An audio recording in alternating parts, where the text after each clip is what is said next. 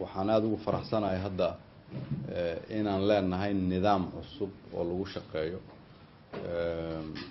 wasiirada halkan ila socda waxyaabaha aan rabay wasiir ku-xigeenka wasaaradda nala socda arrimaha gudaha oo uu dhageystay warbixintaada maadaama marka aan kulligeen hal dal wada nahay dawlad nahay Soomaaliyeed dad Soomaaliyeed u adeegno horta waa inaan si waxa yaroon haysano loogu bixiyo sida ugu haboon ugu hufan dadkana loo gaarsiiyo waa inaan leenahay qorshe shaqo oo u adeegaya dadkooda marka waxaan hadii la yiraahdo ku talinayaa in horta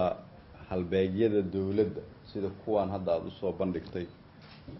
qayb uga ahaato shaqada aan hayno si wasaaradda arrimaha gudaha ay arrimaha qaxootigan uga xanuunsanayso arrimaha abaarahan uga xanuunsanayso shaqooyinka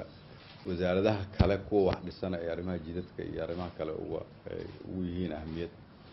waxaan marka rabnaa hadii la yiraahdo safarkan markuu naga soo dhamaado maadaama